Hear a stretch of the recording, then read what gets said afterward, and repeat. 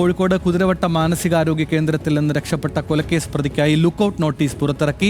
പെരിന്തൽമണ്ണ ദൃശ്യ കൊലക്കേസ് പ്രതി വിനീഷിനു വേണ്ടിയാണ് നോട്ടീസ് പുറത്തിറക്കിയത്. ശുചിമുറിയിലെ ഭിത്തി തുറന്നാണ് മലപ്പുറം സ്വദേശി വിനീഷ് ചാടിപ്പോയത്. രതീഷ് വാസുദേവൻ ചേരുന്നു വിവരങ്ങളുമായി. രതീഷ്, ഈ ദൃശ്യയുടെ അമ്മ അടക്കം വലിയ ആരോപണങ്ങളാണ് വിനീഷിനെതിരെ ഉയർത്തിയിരുന്നത്. എന്താണ് ലഭ്യമാകുന്ന വിവരങ്ങൾ?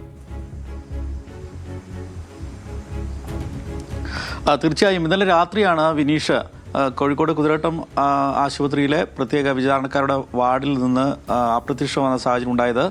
ഇയാൾ ശുചിമുറിയുടെ ചുമർ തുരന്നാണ് രക്ഷപ്പെട്ടതെന്നാണ് രാവിലെ ഈ കാവൽക്കാർ ഉൾപ്പെടെയുള്ളവർ മനസ്സിലാക്കിയത്, ജീവനക്കാർ ഉൾപ്പെടെയുള്ളവർ മനസ്സിലാക്കിയത്. എന്തായാലും പോലീസ് രാവിലെ മുതൽ ഇയാൾക്കുള്ള തെരച്ചിൽ ആരംഭിച്ചിട്ടുണ്ട്. എന്തായാലും വിനീഷ് നഗരം വിട്ട് പോയിട്ടില്ല എന്ന് തന്നെയാണ് പോലീസ് ഇപ്പോഴും പറയുന്നത്.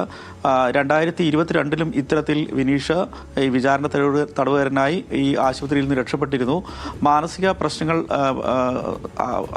പ്രകടിപ്പിച്ചതിനെ തുടർന്നാണ് കണ്ണൂർ സെൻട്രൽ ജയിലിൽ നിന്ന് ഇദ്ദേഹത്തെ കോഴിക്കോട് കുതിരവട്ടം ആശുപത്രിയിലേക്ക് വിചാരണ തടവുകാരനായി കൊണ്ടുവന്നത്. ഇത് രണ്ടാമത്തെ തവണയാണ് ഇദ്ദേഹം രക്ഷപ്പെടുന്നത്. എന്തായാലും മതിയായ ജീവനക്കാരില്ല എന്ന പതിവ് പല്ലവിയിൽ തന്നെയാണ് ആശുപത്രി ജീവനക്കാർ ഇത്തവണയും രക്ഷപ്പെടുന്നത്.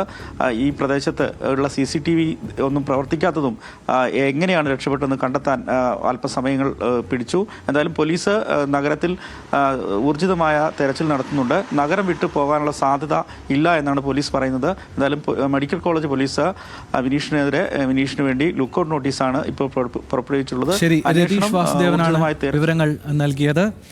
മാനസികാരോഗ്യ കേന്ദ്രത്തിൽ നിന്ന് ചാടിപ്പോയിരിക്കുന്നത് ഒരു കൊലക്കേസ് പ്രതിയാണ്. ലുക്കൌട്ട് നോട്ടീസ് പുറത്തിറക്കിയിരിക്കുകയാണ് പോലീസ്.